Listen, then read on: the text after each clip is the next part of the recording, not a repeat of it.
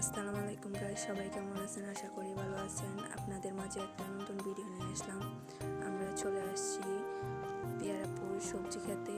তো এখানে কি কি সবজি চাষ করা হয় তা দেখার জন্য, তো সাথে থাকুন, আপনারাও দেখেন কি কি সবজি চাষ করা হয় এখানে।